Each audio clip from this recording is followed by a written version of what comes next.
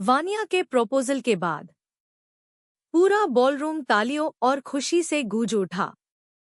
अनाया ने वानिया को गले लगा लिया। कैमरा की फ्लैशेस लगातार चमक रही थी। आरवी खुशी से चिल्लाई, फाइनली ये मोमेंट आ ही गया। कियारा हंसकर बोली, मुझे पहले से पता था कि वानिया कुछ स्पेशल प्लान कर रही है। सब हंस पड़े।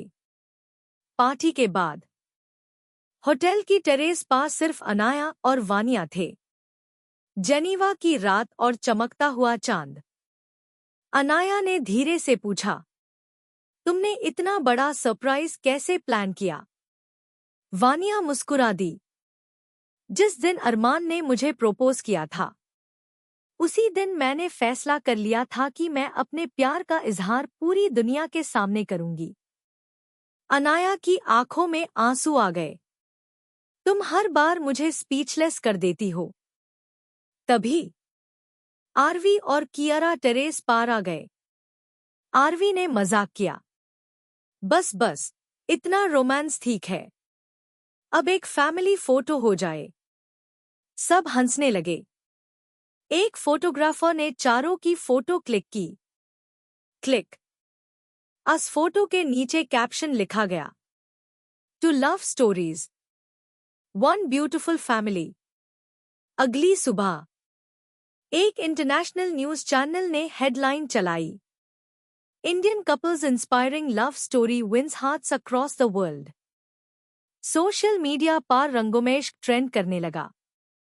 मीरा आर्ट फाउंडेशन को हजारों नए वॉलंटियर्स के मैसेजेस आने लगे। अनाया ने फोन वानिया को दिखाया, देखो, हमारी कहानी कितने लोगों को उम्मीद दे रही है।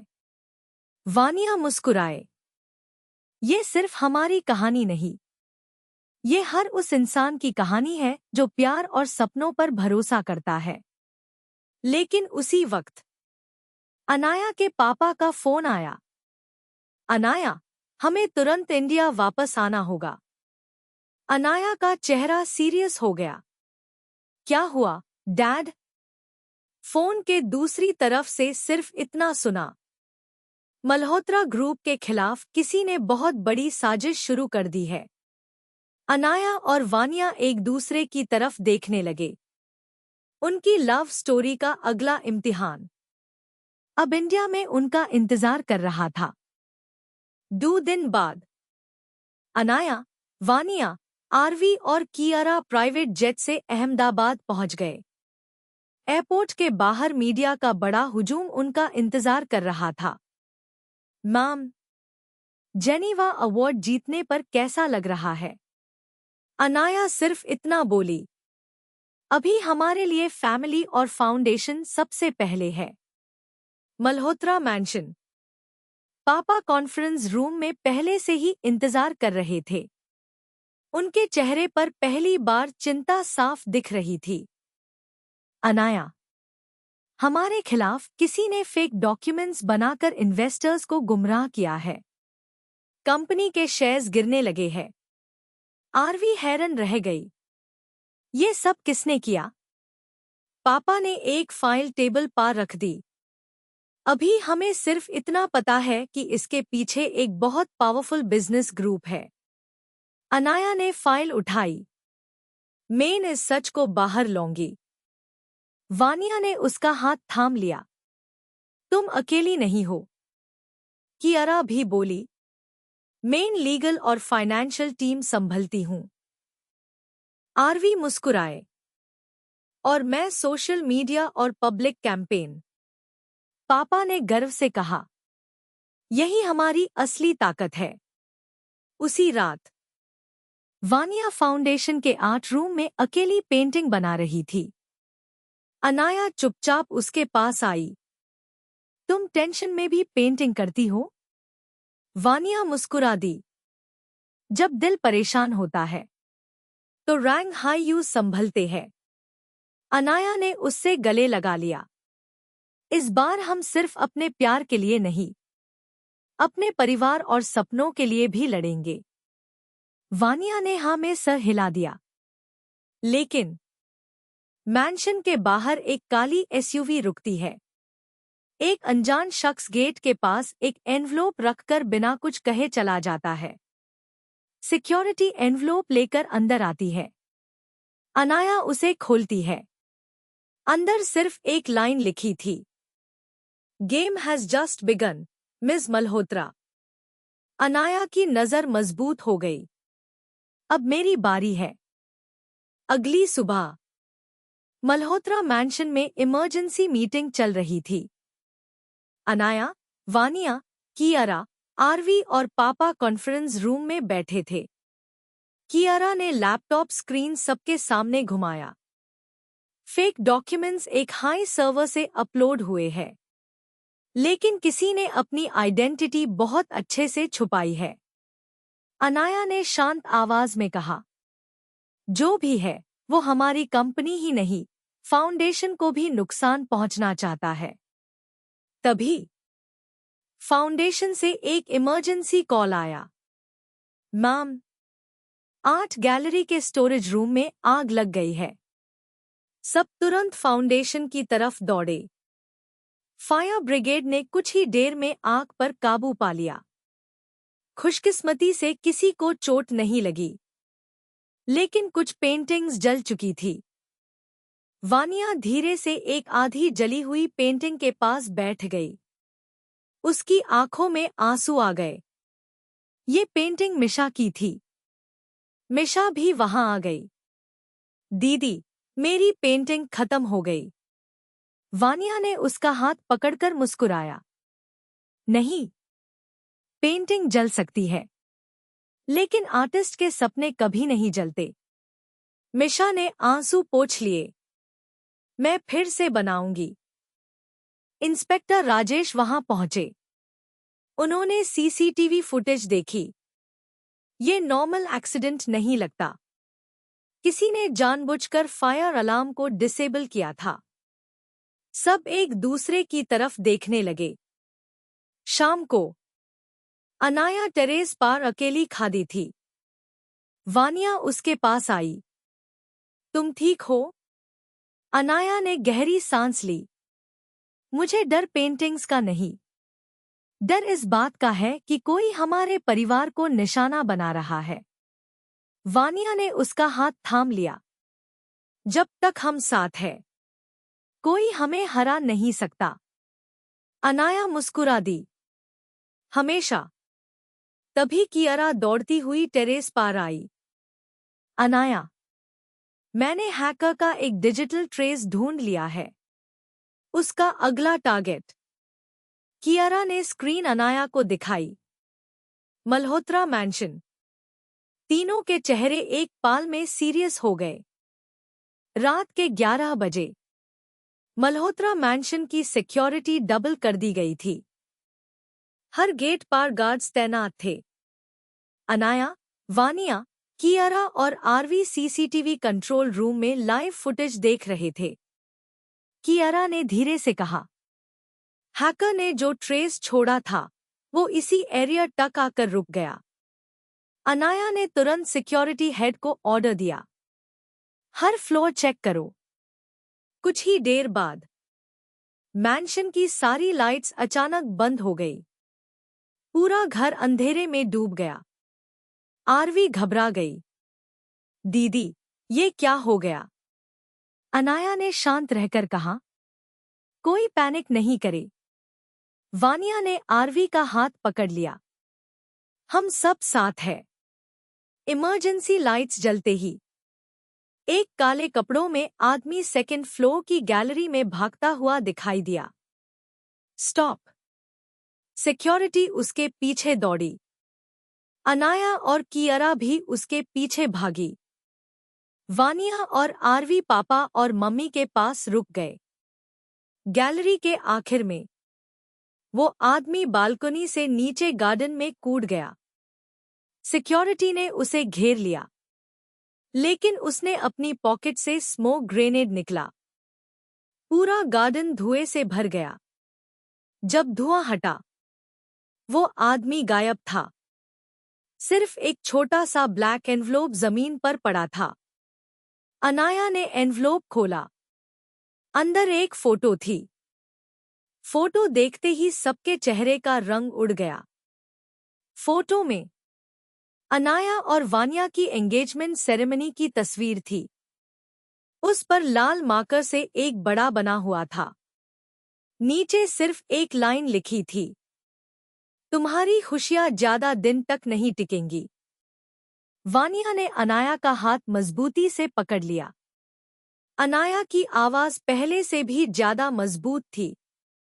जो भी हो, अब वो सिर्फ कंपनी का दुश्मन नहीं, हमारे परिवार का दुश्मन है। दूर खड़ा कोई अनजान शख्स मैंशन की तरफ देखकर हल्की सी मुस्कान देता है और धीरे से कहता है, गेम लेवल 2 स्टार्ट्स नाउ। सुबह के 5 बजे मल्होत्रा मैंशन में किसी की भी आंख नहीं लगी थी। अनाया कॉन्फ्रेंस रूम में सीसीटीवी फुटेज बार बार देख रही थी। कियारा ने लैपटॉप पर वीडियो जूम किया। रुको, इस आदमी के हाथ पर एक टैटू है। स्क्रीन पर एक ब्लैक फीनिक्स का टैटू साफ दिख रहा था। अनाया ने तुरंत कहा, इस टैटू का मतलब जरूर कुछ है। कुछ घंटों बाद इंस्पेक्टर राजेश मैंशन पहुंचे। मिस मल्होत्रा, मुझे इस टैटू के बारे में इंफॉर्मेशन मिली है। ये ब्लैक फीनिक्स सिंडिकेट नाम के एक सीक्रेट बिजनेस क्राइम नेटवर्क का सिंबल है। सब एक दूसरे की तरफ देखने लगे। पापा ने हैरानी से पूछा, ये लोग हमारे पीछे क्यों पड़े हैं? इंस्पेक्टर ने जवाब दिया, अभी तक पता नहीं, लेकिन ये लोग सिर्फ पैसों के लिए काम नहीं करते। उसी वक्त फाउंडेशन में मिशा पेंटिंग बना रही थी। वानिया उसके पास बैठी थी। मिशा मुस्कुराकर बोली, दीदी, जब मुझे डर लगता है ना, मेन कलर्स से बात करती हूँ। वानिया की आंखों में मुस्कान आ गई। तुम बिल्कुल मेरी माँ जैसी बात करती हो। तभी फाउंडेशन की रिसेप्शनिस्ट दौड़ती हुई आई। मैम, किसी ने मिशा के नाम एक पार्सल भेजा है। सब हैरान हो गए। पार्सल खोला गया। अंदर एक छोटा सा वुडन फीनिक्स और एक नोट था। अगला निशाना वो होगा जिसे तुम सबसे ज्यादा बचाना चाहती हो। वानिया का चेहरा एक पाल में सेफ्ट पैड गया। उसने तुरंत मिशा को गले लगा लिया। शाम को अनाया ने मैंशन की टेरेस पर वानिया का हाथ पकड़ा। अब ये सिर्फ बिजनेस की लड़ाई नहीं रही। अब हमारे अपनों की हिफाजत सबसे जरूरी है। वानिया ने मजबूत आवाज में कहा, जो भी होगा, हम साथ मिलकर उसका सामना करेंगे। दूर अंधेरे में एक ब्लैक कार खड़ी थी। उसके अंदर बैठा वही अनजान आदमी बाइनोक्यूलर्स से मैंशन को देख रहा था। उसने फोन उठाया और कहा, टारगेट कंफर्म्ड। ऑपरेशन मिशा बिगिन। अगली सुबह मीरा आर्ट फाउंडेशन में सिक्योरिटी पहले से भी ज्यादा बढ़ा दी गई थी। मिशा क्लासरूम में पेंटिंग बना रही थी। वानिया उसके पास बैठी थी। अनाया और कियारा पूरे कैंपस के सीसीटीवी मॉनिटर्स देख रहे थे। इंस्पेक्टर राजेश भी अपनी टीम के साथ फाउंडेशन पहुंच गए। कोई भी बाहर या अंदर बिना वेरिफिकेशन के नहीं जाएगा। दोपहर 3 बजे एक स्कूल वैन फाउंडेशन के गेट पर आकर रुकी। ड्राइवर ने कहा, हम नए बच्चों को आर्ट वर्कशॉप के लिए लाए हैं। सिक्योरिटी डॉक्यूमेंट्स चेक करने लगी। तभी कियारा की नजर सीसीटीवी स्क्रीन पर पड़ी। अनाया, रुको, ये 1 का रजिस्ट्रेशन नंबर फेक है। अनाया तुरंत सिक्योरिटी को चिल्लाई, गेट लॉक करो। लेकिन उसी पाल 1 का दूर खुला। 2 मास्क्ड लोग बाहर निकले और फाउंडेशन के अंदर भागने लगे। सब तरफ अफरा-तफरी मैक गई। मिशा डरकर वानिया के पीछे छिप गई। एक मास्क्ड आदमी उसकी तरफ बढ़ा। उस लड़की को हमारे हवाले कर दूं। वानिया उसके सामने दीवार की तरह खड़ी हो गई। जब तक मैं जिंदा हूं, कोई मिशा को हाथ भी नहीं लगा सकता। अनाया भी तुरंत वहां पहुंच गई। कियारा ने इमरजेंसी अलार्म ऑन कर दिया। पूरे फाउंडेशन के गेट्स ऑटोमेटिक लॉक हो गए।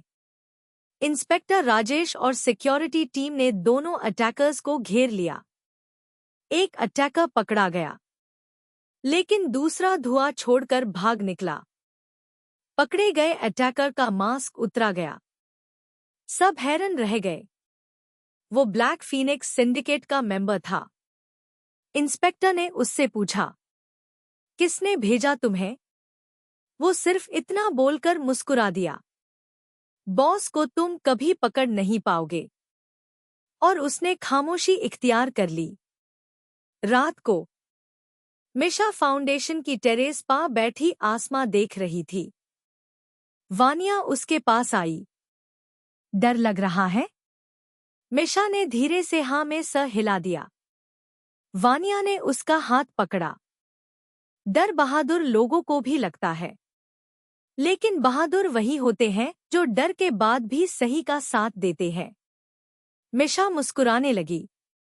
नीचे गार्डन में अनाया और कियारा अगले कदम की प्लानिंग कर रहे थे। तभी इंस्पेक्टर राजेश का फोन बाजा। सर, हमें ब्लैक फीनिक्स के लीडर की लोकेशन मिल गई है। इंस्पेक्टर की आवाज गंभीर हो गई। कल सुबह ऑपरेशन होगा। अनाया ने गहरी सांस ली। लगता है अब असली जंग शुरू होने वाली है। अगली सुबह के 5 बजे अनाया, वानिया, कियारा, इंस्पेक्टर राजेश और स्पेशल टास्क फोर्स एक पुराने वेयरहाउस के बाहर खड़े थे। इंस्पेक्टर ने धीरे से कहा, इन्फॉर्मेशन कंफर्म है। ब्लैक फीनिक्स सिंडिकेट का बॉस इसी बिल्डिंग में है। अनाया ने वानिया की तरफ देखा। जो भी हो, तुम मेरे पास ही रहना। वानिया मुस्कुराए। हमेशा। ऑपरेशन शुरू हुआ। पुलिस धीरे धीरे वेयरहाउस के अंदर घुसने लगी। हर तरफ सन्नाटा था। अचानक एक तेज अलार्म बज उठा। रेड लाइट्स पूरी बिल्डिंग में चमकने लगी। कियारा चिल्लाई, ट्रैप। तभी ऊपर से कुछ मास्क्ड लोग नीचे कूद पड़े। पुलिस और क्रिमिनल्स के बीच जबरदस्त मुकाबला शुरू हो गया। अनाया और वानिया एक ऑफिस रूम तक पहुंच गए। रूम के बीच एक बड़ी चेयर पीछे की तरफ घूमी हुई थी। अनाया ने जोर से कहा, कौन हो तुम? चेयर धीरे धीरे घूमी, लेकिन उस पर बैठा आदमी ब्लैक मास्क पहने हुआ था। उसने हल्की सी ताली बजाई। Welcome, miss Malhotra. तुम मेरी उम्मीद से ज्यादा तेज निकली। अनाया ने गुस्से से पूछा, हमारे परिवार के पीछे क्यों पड़े हो? बॉस हंस पड़ा, क्योंकि तुम्हारे दादाजी ने 25 साल पहले मेरी जिंदगी बर्बाद कर दी थी। पूरा रूम खामोश हो गया। वानिया हैरान रह गई। 25 साल पहले। बॉस ने टेबल पर एक पुरानी फाइल फेंकी। इस फाइल में हर सच लिखा है, लेकिन सच जानने की कीमत बहुत महंगी होती है। उसने रिमोट का बटन दबाया। पूरा वेयरहाउस काउंटडाउन मोड में चला गया। 10, 9:59, 9:58। कियारा दौड़ती हुई रूम में आई। अनाया, यहां बॉम्ब फिट किया गया है। इंस्पेक्टर राजेश ने चिल्लाकर कहा। सब लोग तुरंत बाहर निकलो। लेकिन बॉस धुएं का फायदा उठाकर गायब हो चुका था। अनाया ने फाइल मजबूती से पकड़ ली। इस बार तुम भाग गए, लेकिन ज्यादा दिन नहीं। काउंटडाउन चल रहा था और पूरे वेयरहाउस में सिर्फ एक ही आवाज गूंज रही थी। 9:12, 9:11। क्या अनाया, वानिया और सब लोग वक्त पर बाहर निकल पाएंगे?